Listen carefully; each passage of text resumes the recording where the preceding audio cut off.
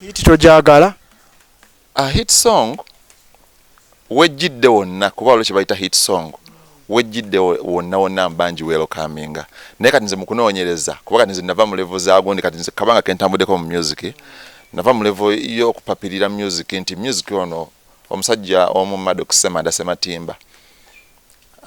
mukwano gwange era mwagala nnyo yina gyali jjajja yaŋŋamba ekigambo kimu kuba nabeerako DJ we twatambulangako kati yaŋŋamba ye music we yakuvumako Semanda kamuvumi kati oyo ate yantegeera nnyo bambi yantegeera nnyo jjukira nze Christopher kati ate kukwatagana nnyo bambi naye alina omwana we omulenzi omukulu ye Christopher kati ne tubeerako ffenna tuwangalako ffenna naye kale mu ekyo yampamuko ku lectures nga tutambulanga nga kuba ye amanyi ebivuga amanyi gita nga tufuna mu kadde kaffe ajjayo gita n'akuba yayinjigiriza n'ojinjigiriza kakati mu kwogera awo nga tufunyemu kadde yaŋŋamba ekigambo kinanga music just waliwo omuntu asobola mumugwamu n'amugwamu wabaawo n'aba ne desire ng'awulira ayagala okuyimba naye nga si muyimbi ne wabaawo n'omuntu nga muyimbi nnyo naye nga tamanyi kyali nti muyimbi wabula nti asobola okugwa mu kintu n'akigwamu bw'ati naye nga tamanyi na ngeri yakukivugamu oba gye kitambulamu kyobala waliwo abayimbi wano batadde ssente mu music n'awulira nti kati yani bawa yaliko nesimu yaliko producer atini yaliko n'agendayo n'amukolera ekigoma ssente za video ng'azina agamba kati ani aliko wakabi great make ani n'agenda bamukolera video naye ng'ebyaddala kyayimba ekituufu naye takitegeera wabula olw'okuba ayagala okukola ki era waliwo video zosanga video nnungi nnyo audio mulungi nnyo naye ng'ebyaddala oluyimba lubi nga lufute lunyuma kwawulira okitegeera kati niwabaawo n'omuntu kati kyenvudde nkuleetera ekyo nti Maddox Semanda Sematimba yaŋŋamba nti music omuntu ng'olina talent ey'okuyimba tewabaawo nsonga lwaki olwashinga abasajja nga ba Eri Wamala boolaba bagenda okufuuka ba star nga basajja bakulu n'obudde buno ba legends betujjukirirako era wowulya music waabwe totally different ku music w'essaawa zino kati ebintu byakyuka nnyo kati nti okurushinga okwagala hit mba njagala naye sometimes hit song eno gye njagala ddala mutuufu hit song eno egenda kubeerawo for good oba nze njagala kati kyekiri nga waliwo mukama wange ekintu kyeyagerako mu programu emu eky'obugagga wali omu interviewingako naye mwogera ku bugagga obwamangu nagamba obugagga obwamangu bubeerayo naye tebubeerera kati nze hit songs abayimbi bajja wano bendabe bakuba zi hit naye ne wayitawo omwaka ogwo ng'alinga atabangako na muyimbi nga ne wayita ku street awo tewali akola ki wabulawo kibayi mukadde kali baba bamutegeera aye ne ssente aba yazifuna kati ate kubanga bwafuna hit song eyo bookings zigenda kujja kati ekikankubye kino tewali kintu kibi mu nsi wano nga muntu kuba kajja bakukola hit song n'amala n'afedinga sometimes kiyinza omubeerera ekizibu okudda engulu okitegeera kati waliwo ka life ako nga takyalina show ye yakolako ku hit kati jjukira nga omanyi life ya celebrity omuntu nga star alina obulamu bw'atambuliramu awo kwambala kulya abantu batambula nabo okugamba obulamu buba bwa lakizale naye ng'ekireeta ebintu ebyo kati alina amakuba agaleeta ssente kati komu akafaananyi nga amakuba gakoze eki nga vudde tasobola kuddamu kuba kyekimu kati gwe kyeweewala nedda kale ekyo kibeerawo kubanga ti nakyo kiri part of tewali muyimbi atayagala hit song naye kale nti buli kirungi kijja n'ekibi ate buli kintu ekitandika kibaako enkomerero gye kikola ki kati nkyegambye ekyokwetegeka Maddox Semanda Sematimba yaŋŋamba nti topapa nzi yaŋŋamba yakola music n'amala naye ebbanga ng'amuyimba like mu live gundi eyo gye yabeeranga e Sweden iruddawa naye n'oluyimba lwa Maddox olwasooka okujja e Uganda eno oba yali yaŋŋamba yali Ssengo yali ani yamwegayirira n'amugamba music ono nga mulungi oba yali ani oba yali ono oba yali Kasewuukira kati yawulya music namugamba kitomba music ono tumutwala e Uganda music nga mulungi naye ng'omusajja ye music wamuyina amwewulirirako bw'ati ye nga ye naye nga awulya muyimbi mulungi era nga awulya ekintu kyafumba era nga buli lunaku olukya awulya nti oluyimba luno lwetaaga akantu kano naddayoko mu studio waliwo kagundi kano akeetaagisaamu naddayoko mu studio nekimutwalira akabanga music we amulina era lwali oli omusajja oyo gwe yaŋŋamba oba yali Kasewuukira oba yali ani n'amuleeta ku CBS olwateeka music wa Semanda Maddox ku CBS buli presenter nga ayagala kukuba nnyimba za Maddox oba yali album eyo yakkokoliroko kwe kwali ennyimba ezo kati Maddox nga talina gwe yeegayiridde nti bambi DJ ba radio nkubira oluyimba lwange music wa Maddox yeetunda yekka waliwo ne Kabaka we yatuukira okuyitako Maddox oyo okujja ku birthday Maddox ng'ajja mu Uganda ng'alinga olaba UB40 be banaagamba nti noki naye ng'engeri music wa Maddox gye yalandamu ne gye yeetunda kwegamba music yali mulungi ng'amuwadde obudde kati naawe oyagala kufollowinga footsteps ezo ogoberere enkola y'ebintu Maddox gye yali ng'abikolamu olw'amagezi ge yakuwa kale kyekintu ekimu ku bye neegomba kuba nze music muyina naye nze muntu asobola n'okugenda mu bbaala nesimba nga njagala kulaba ku bayimbi bannange n'okubawulira bakola batya yangamba wewe time ekyokuba n'oluyimba n'olufulumya nti opape lukole hit kigenda kukumenya nnyo kuba osobola gwe okukipressurizinga opromotinga oluyimba naye nga ne bw'okola tetusobola kukola ki kuyitawo wabula nti osobola okwewa akadde oluyimba olwo luwulire emirundi luwe ku mikwano gyo ku bakyalibo kale ne ku radio osobola oddutwalayo naye nga tolutute nti nno oli ku pressure bakuba oluyimba lwange wabula presenter ono wanaalukuba owulye ka feedback kakugamba tewali nsonga lwaki oluyimba lwowulira nga lukaddiye ng'oluyina nti lugenze emyaka 2 3 4 terunna fulba tebannalutegeera wabula oba oyagala music omulungi olina okumuwa ki akadde kati mpulira nze muli mu mutima gwange emyaka gyange gikyali teginnagenda nnyo tewali kimpapya mpulira nga nkyasobola okukola music omulungi wagambye audio kati oyinanga 7 kale aspana ninawo ng'ogyeko libala eri wamala olwo ninayo oluyimba baluyita leero lubi nalukola n'omuwala Bettina Fase nasanga ono yayimba twist ne rumba era twakola ka collabo video eyo nagikola nayo weeri awo producer yali Aizo B alina muwonga awo yakwata video babayita ba Jesse Timeline esebo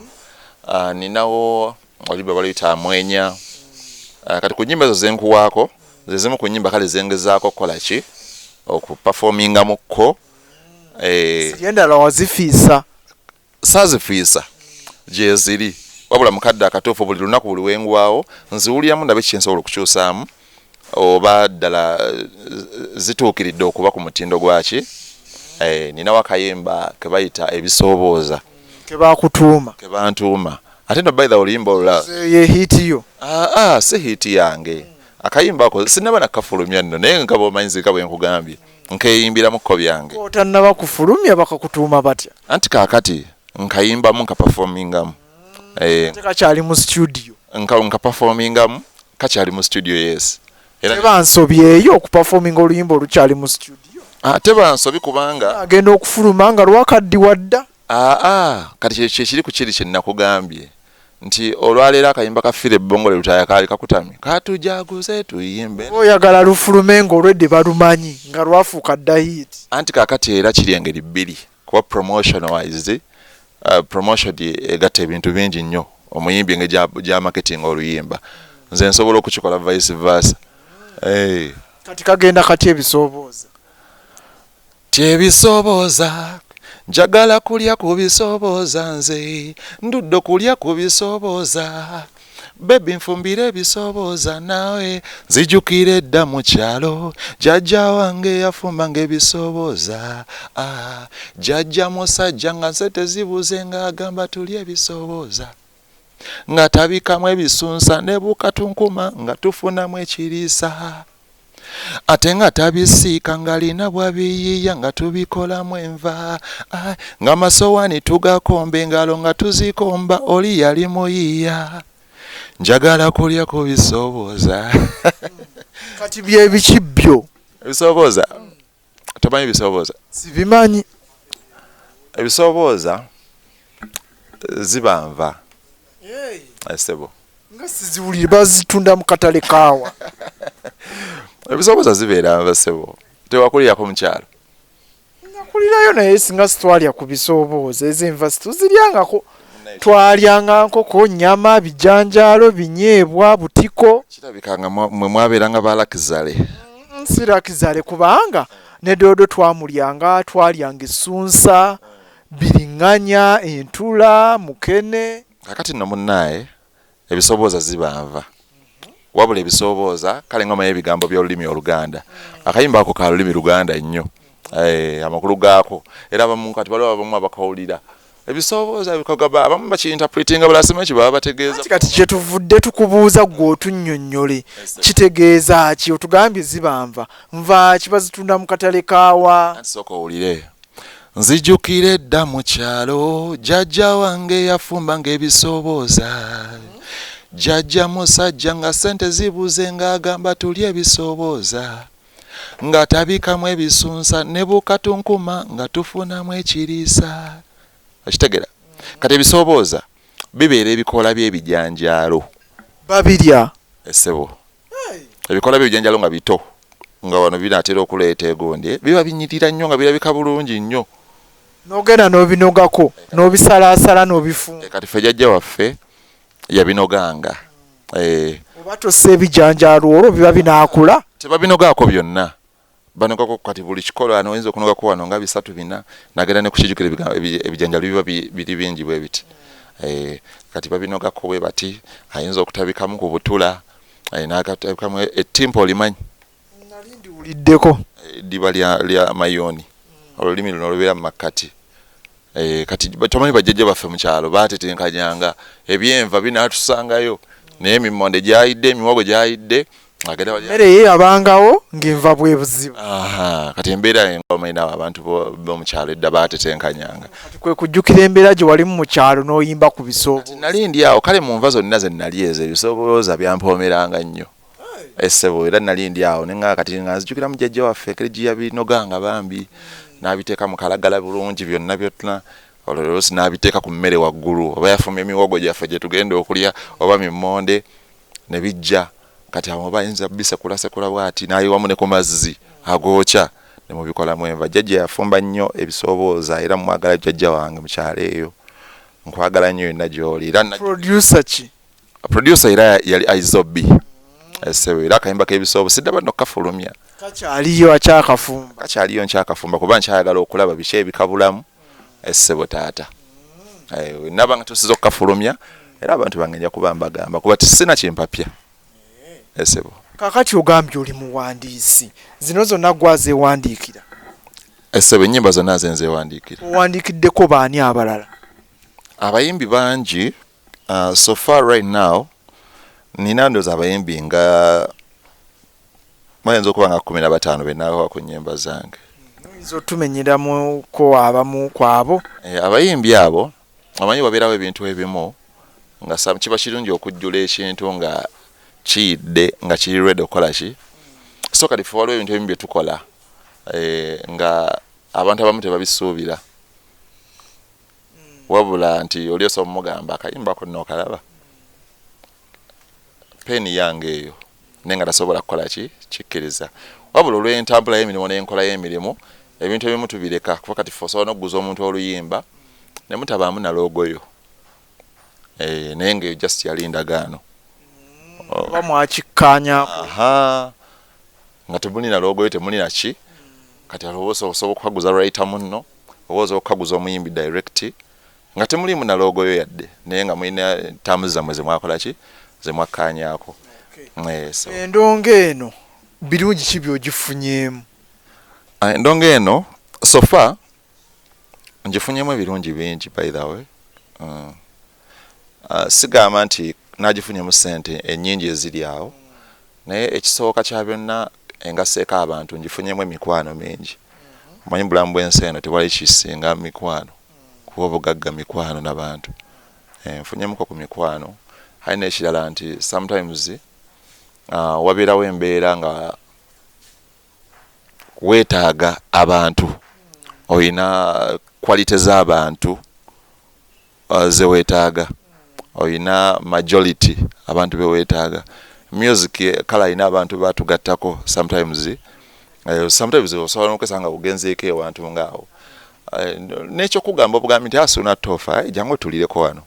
kati mulimu ebintu kale ebitambuza obulamu kyeko emikwano kyekirala ekirala Music ono kwegamba singo okifunye mu mikwa ampadde obuvumu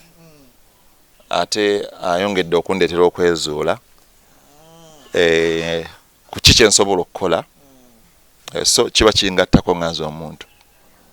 sinnamufunamu ssente nga obumanyi music struggle kati okusomoozebwa ate okusanzeewa okusomozebwa mu music baaba ate topic mpanvu konkusanze nnyo yadde ku ddaala ettono lyendiko music yalimu ebisomoza bingi okusomozebwa kungi ekisooka music alimu enkokola music alimu obutayagaliza music alimu obujja kwegamba bingi ebiira mu music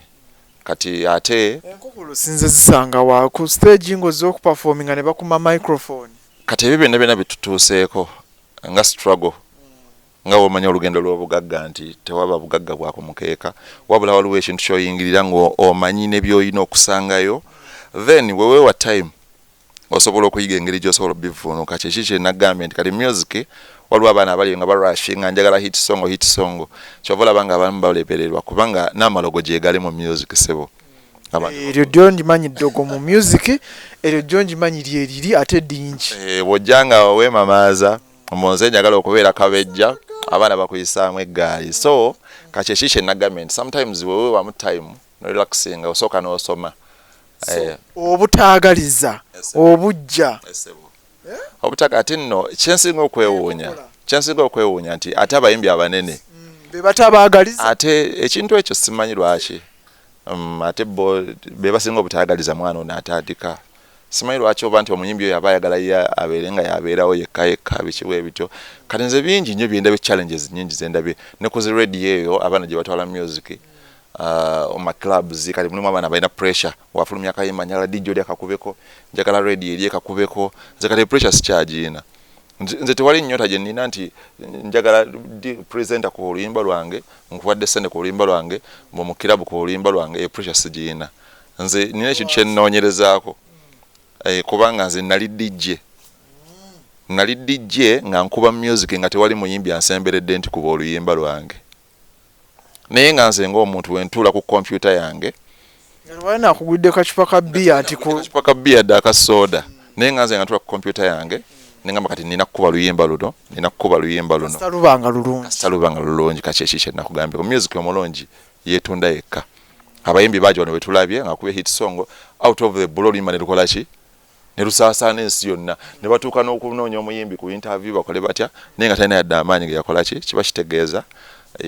yakola music omulungi n'atambulirako n'omukisa nekitambula bwekityo abayimbi abasinga ne ba writers balina ebivuga byamanyi naye ekivuga kyomanyi esebo nze ni mukubi gwa piano keyboard ne rhythm guitar esebo era omusajja oyo Semanda wandikira n'ennyimba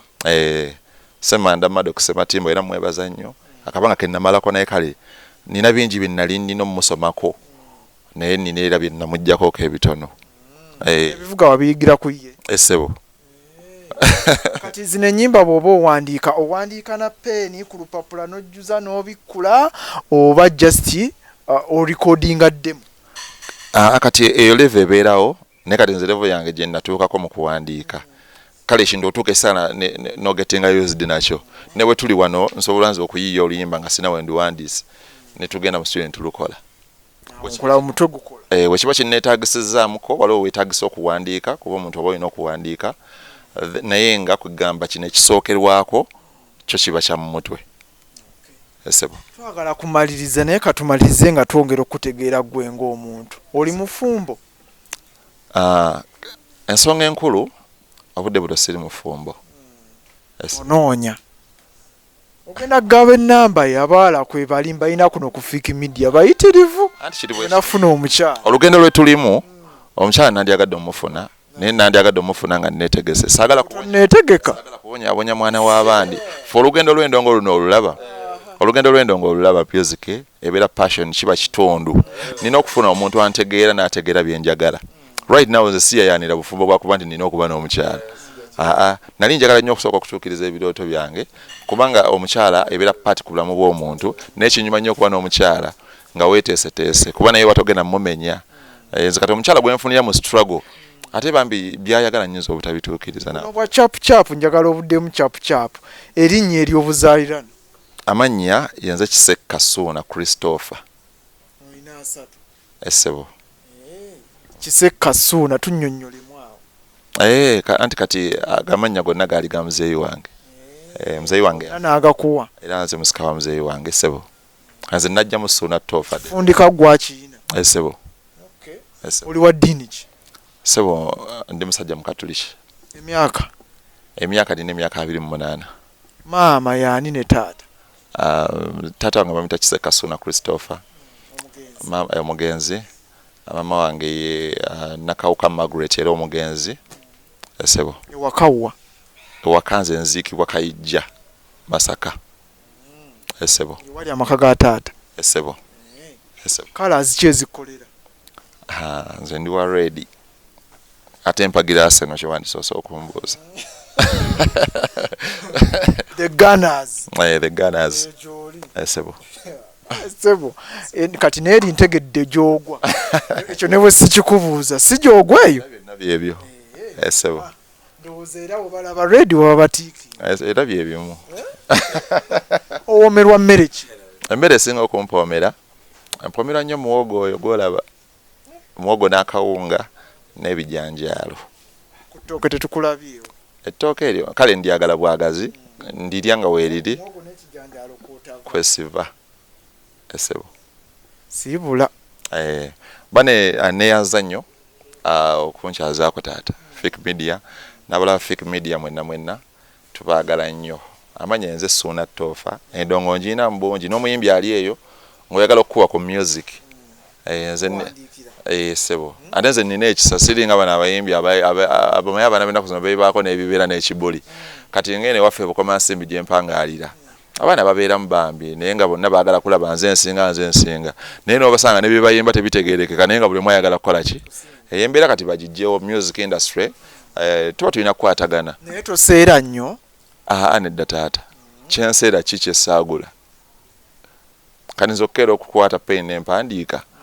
kyenzijjako kinza oluyimba ne muyimbi olw'obwereere omuwa muyimbi mundange nsobola okumuwa oluyimba kuba abayimbi mwe bali nga tasobola kwewandiikira